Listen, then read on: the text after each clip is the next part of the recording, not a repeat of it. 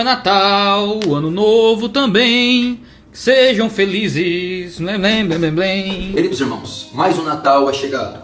Dia 25 de dezembro é uma data que é comemorada no mundo todo por todas as pessoas. E mais uma vez vem toda aquela avalanche de questões. Se Jesus nasceu no dia 25, se não nasceu, se ela é uma festa pagã, a árvore de Natal, Papai Noel, essa coisa toda. E que muitos crentes insistem em pontuar, dando importância, relevância a uma coisa que não tem nenhuma importância. Eu de bate-pronto eu quero dizer o seguinte. Gente, expliquem para mim como reunir a família para celebrar o nome de Jesus pode ser pagão. Contra os filhos de Jeroboão e sua abominação chamada Natal. Existe uma soberba e um descontentamento no coração do homem, induzido pelo diabo, e iniciado com nossos primeiros pais. Gênesis 3:5. Desde que o homem ouviu o sussurro do diabo dizendo: vós sereis como Deus, essa rebelião varreu a humanidade como uma torrente de gangrena. Desta forma, o homem não se contenta com a simples revelação de Deus, e em seguir somente as diretrizes ordenadas pelo seu Criador. Mas, com o sussurro do diabo ainda ecoando no coração, ele busca usurpar para si o direito que só Deus tem de ordenar o seu culto, e com desculpas aparentemente piedosas, insere coisas inventadas por si mesmo que até demonstram certa sabedoria, mas que no fim não passam de adoração da vontade. Colossenses 2:23. De fato, a origem da celebração do Natal não tem a ver com as informações bíblicas a respeito do nosso Senhor e Salvador Jesus. A Bíblia não ordena a celebração do Natal. Mas com o passar dos séculos, o Natal entrou no calendário litúrgico cristão como sendo aquela ocasião em que nós celebramos o nascimento de Jesus. Ora, que absurdo é que alguém admitindo claramente que algo não tem prescrição bíblica, ainda ache aceitável que isto seja oferecido a Deus. A estes homens não é impróprio perguntar: quem requereu isto de vossas mãos? Isaías 1:12. Quando um homem, afirmando claramente que algo não tem prescrição bíblica, ainda assim diz que pode e deve ser feito, o que ele está dizendo na prática é o seguinte: acho que Deus não pensou nisso. Acho que o culto de Deus seria melhor assim. Não importa os motivos aparentemente piedosos que ele apresente, na prática é pura e simples rebelião. E quando um povo, ouvindo da boca do próprio homem que aquele ato não tem prescrição bíblica, ainda assim concorda em fazê-lo, se assemelham àquele povo dito por Deus em Jeremias: os profetas profetizam falsamente, os sacerdotes governam em proveito próprio, e o meu povo gosta disso. Jeremias 5:31. Tais pessoas deveriam frequentar a escola de Jó, e tremer com a pergunta de Deus: porventura contender com o Todo-Poderoso é sabedoria? Jó 42. Desta forma, como admitido por um dos próprios defensores desta superstição, o Natal não tem prescrição bíblica. E o Senhor Deus, que é zeloso de sua glória, não é amigo das inovações. Oferecer tal coisa não prescrita, e ainda ter a presunção de admitir que não é prescrita, é oferecer fogo estranho, e qualquer judicioso sabe bem o perigo que corre os que cometem tal prática. Levíticos 10:1-3. Mas alguns, de forma mais sutil, tentam justificar essas práticas com as seguintes objeções. Objeção 1. Nós devemos comemorar o Natal porque quando os anjos anunciaram o nascimento de Cristo, eles comemoraram. Aí está um exemplo para nós seguirmos. Quais são os argumentos contra o Natal? A celebração do Natal. Primeiro, a Bíblia não ordena comemorar o nascimento. Mas todo mundo comemorou. E os anjos também. Se fosse pecado, os anjos não poderiam ter feito isso. Os anjos não têm pecado. Esta objeção, defendida em alto e bom som pelo senhor Rodrigo Mocelin, e ecoada por vários outros, é para eles um argumento muito poderoso. No entanto, não passa de feno e palha. Em primeiro lugar, não somos governados por exemplos, porém por leis. E na lei de Deus o único dia ordenado para ser guardado é o dia do Senhor. Se os exemplos começarem a se tornar leis, não será de se surpreender, nem ninguém poderá reclamar, quando alguém aparecer dizendo que quer ter 1000 esposas, porque assim viu Salomão fazer.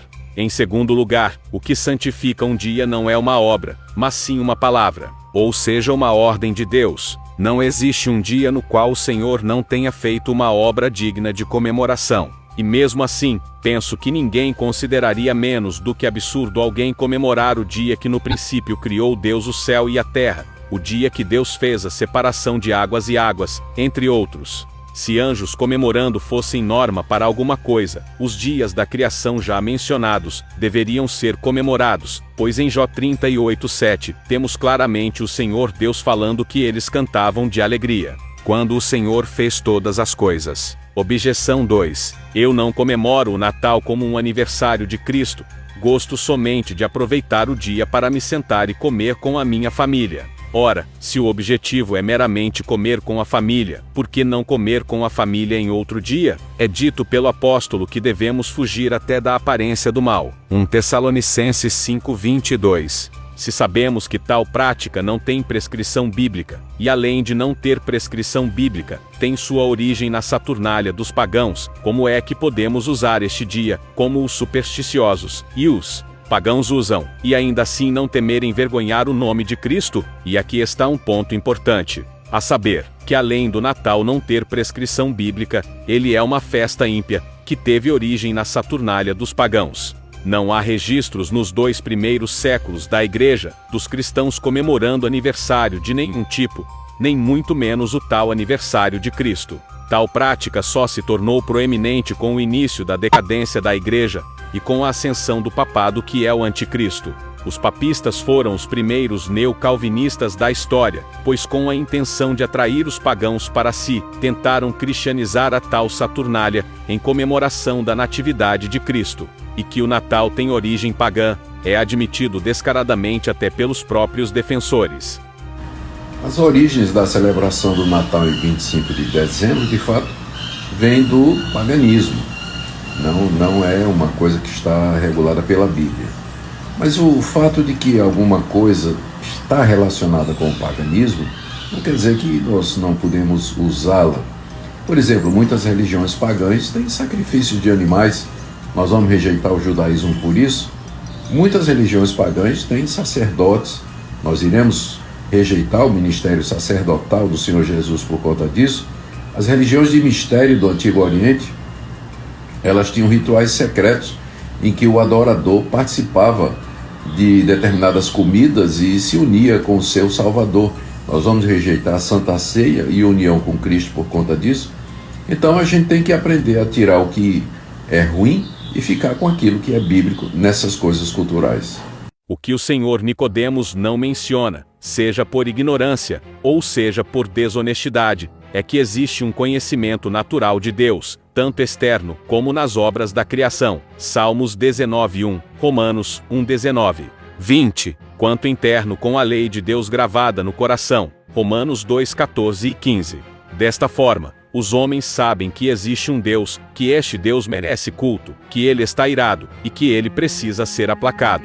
Assim sendo, não foram os judeus que imitaram algo inventado pelos pagãos, porém os pagãos movidos por esse conhecimento fizeram tais coisas. Em segundo lugar, o primeiro sacrifício oferecido não foi por um grupo de pagãos, mas foi por Abel e Caim em Gênesis 4. E por mais que Caim fosse um ímpio, ambos ofereceram o sacrifício ao único Deus verdadeiro. Em terceiro lugar, sim, se os judeus tivessem instituído o sacerdócio, os sacrifícios, sem a prescrição de Deus, eles deveriam ser repudiados. Mas vemos que tudo o que tanto os judeus, quanto os cristãos fizeram, foi debaixo das regras estritas de Deus. A Moisés é ordenado fazer tudo conforme foi mostrado. Êxodo 25:9. Salomão deveria construir o templo exatamente de acordo com as plantas entregues a ele pelo seu pai, pois foram dadas a ele pelo Espírito.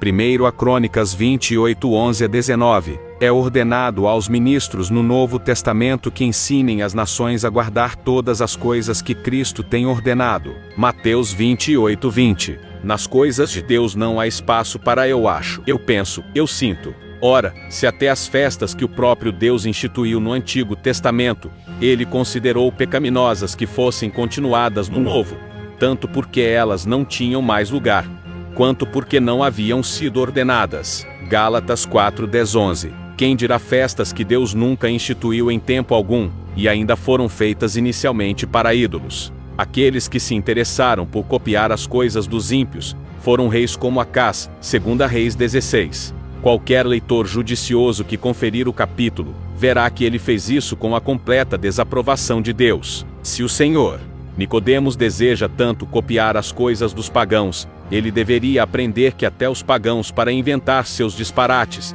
forjam para si mesmos uma ordem divina. Assim foi o caso da perversão de Maomé, que, para fundamentar suas abominações, afirmou ter sido agraciado com revelações do anjo Gabriel. É vergonhoso que até os pagãos entendam que, para cultuar suas abominações, eles devem ser regulados por suas tais divindades, e os ditos cristãos ignorem totalmente isso.